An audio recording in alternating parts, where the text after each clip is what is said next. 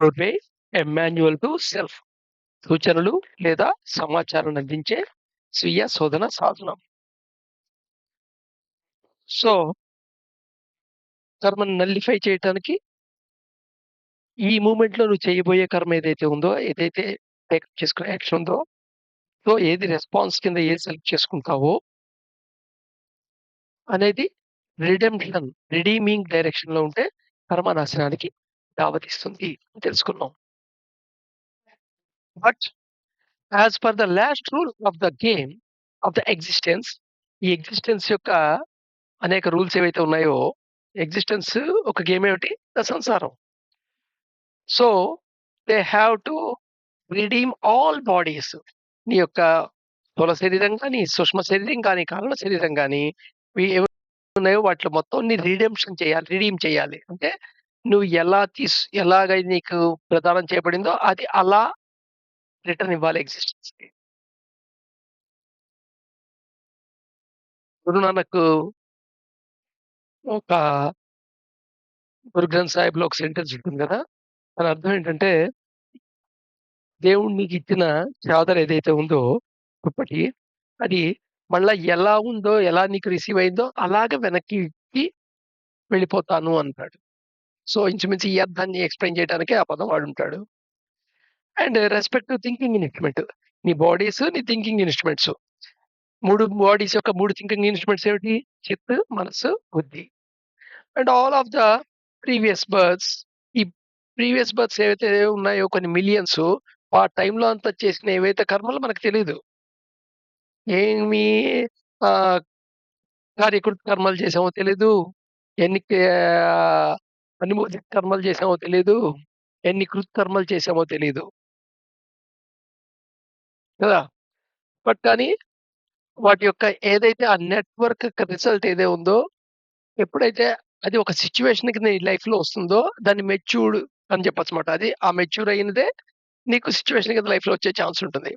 ఇది ఈ ఎంటైర్ భూర్భువస్వ యూనివర్స్‌లో ఒక చిన్న భాగాన్ని తీసుకొని చూస్తే న్యాయంగా అనిపించదు. కానీ టోటాలిటీగా చూస్తే అసలు న్యాయం, అన్యాయం అనే మాటుండదు. ఇదొక ప్రాసెస్ జరుగుతోందన్నట్టుగా ఉంటుంది. బట్ కానీ నెవర్ ఇదొక ప్రాసెస్ అదలా జరగాలని దాన్ని సమర్థించమని ఏం చెప్పట్ల. ఎందుకంటే రిడెంప్షన్ ఈజ్ ఇంపార్టెంట్.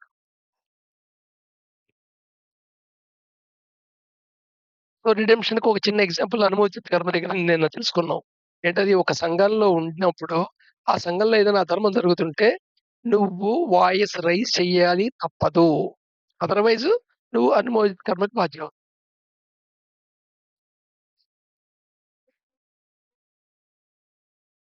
సో, ఈ డౌన్‌వర్డ్ ఆర్క్‌లో ప్రయాణం జరుగుతున్నంత సేపు అంటే భూ భృభస్వాలో ఒక స్టార్టింగ్ పాయింట్ నుండి ఒక లాస్ట్ పాయింట్ దాకా అంటే సినిత్ నుండి నాదిర దాకా downward arc.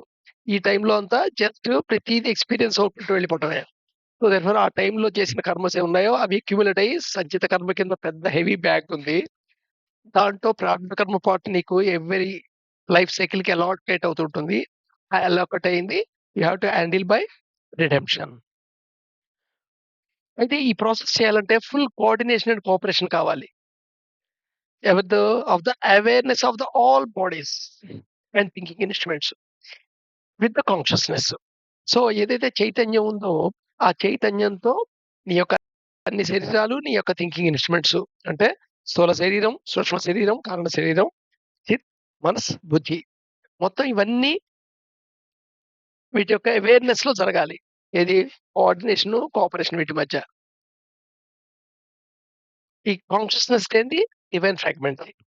And is therefore absolutely essential. So, ఈ కోఆర్డినేషను, కోఆపరేషన్ అనేది విత్ అవేర్‌నెస్ చాలా ఇంపార్టెంట్. దేనికి మధ్య? బాడీస్ అండ్ థింకింగ్ ఇన్‌స్ట్రుమెంట్స్‌కి విత్ కాన్షియస్‌నెస్‌కి. ఈ కాన్షియస్‌నెస్ ఎవరిది? డివైన్ ఫ్రాగ్మెంట్‌కి. ఆ డివైన్ ఫ్రాగ్మెంట్‌ని మనం ఆత్మ అని రిఫర్ చేస్తుంటాం. అయితే ఈ టోటల్ లైఫ్ ప్రాసెస్‌లో మెయిన్ లేయర్స్ ఏమిటి? ఫిజికల్ బాడీ అండ్ సూక్ష్మ శరీరం అండ్ కారణ శరీరం. But it's not so simple అన్నమాట. మూడే కదా లేయర్స్ కాదు. ఇవి లేయర్స్ కొత్తవి ఫార్మ్ అయిపోతుంటాయి. ఇప్పుడు సపోజు సూక్ష్మ శరీరంలో మెంటల్ బాడీ ఒక పాయింట్ తీసుకుంటే మెంటల్ బాడీ దేనితో ఐడెంటిఫై అవుతుందో, దేనికి బాండేజ్ అవుతుందో, దేనికి ఎంటాంగిల్ అవుతుందో అవన్నీ కూడా మళ్ళా లేయర్స్ కింద ఫార్మ్ అవుతాయి. సో, ఈ ప్రాసెస్‌లో నీ యొక్క షెల్స్ ఏవున్నాయో వాటి నుండి separate అవుతావన్నమాట. So the building of a shell leads to separateness and necessitates the eventual overcoming of the shell already built. So, పరంగా స్పిరిచ్యువల్ ప్రాసెస్‌లో ప్రయాణం చేయడం అనేది కూడా ఒక రకమైన షెల్ బిల్డింగే. బట్ ఈ షెల్ బిల్డింగ్ చేయాలంటే, ఈ లేయర్ బిల్డింగ్ చేసుకోవాలంటే, ఇది ట్రాన్స్‌ఫర్మేషన్ ప్రాసెస్ తప్ప చేంజింగ్ ప్రాసెస్ కాదు. సో, చేంజ్ అంటే ఏంటంటే, ఉన్నది మార్పు చెందుతుంది. కానీ దాని పాత లక్షణాలన్నీ ఉంటాయి. సపోజ్ ఒక కాగితం ఉంది. ఆ కాగితాన్ని నేను మడతపెట్టాను. It's a change. కాగితాన్ని తగలబెట్టాను. It is transformation complete. పాతది యొక్క ట్రేసెస్ ఏముండవు దాంట్లో. అంటే ఆ మార్పు జరిగిన తర్వాత స్థితికి, ముందు స్థితికి పోలికే ఉండదు. దీనికి ఉదాహరణ మనం బటర్‌ఫ్లై లైఫ్ సైకిలే చెప్పుకోవచ్చు. ఎగ్స్ నుండి క్యాటర్‌పిల్లర్ వచ్చింది. ఎగ్, క్యాటర్‌పిల్లర్ 2 డిఫరెంట్ ఫేజెస్ కింద కనపడతాయి. దీనికి దానికి పోలిక ఏ క్యారెక్టర్‌లో పోలికుంది? అలాగే క్యాటర్‌పిల్లర్ నుండి పుపా స్టేజ్. పుపా స్టేజ్ నుండి బటర్‌ఫ్లై స్టేజ్‌కి. బట్ ఈ టోటల్ సైకిల్‌లో ఎప్పుడు పాతది వానిష్ అయ్యే కొత్తదొస్తూ ఉంటుంది. అందుకని building of a shell caterpillar shell పొందుతోందంటే అది ఎగ్ అనే షెల్‌ని ఆల్రెడీ అంతకు ముందున్న దాన్ని ఓవర్‌కమ్ చేస్తోంది. ఈవెంచువల్‌గా దాన్ని వదిలేస్తుంది. అది వదిలేస్తేనే కొత్తదాన్ని పొందగలుగుతుంది. అలాగే నీ యొక్క ఏవైతే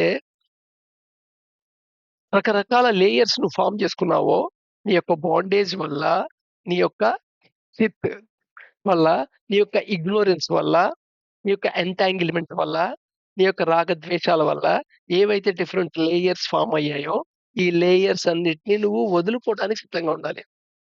ఇప్పుడు క్యాటర్‌పిల్లర్ దశను వదులుకోవడానికి సిద్ధంగా లేకపోతే ప్యూపా అవ్వదు.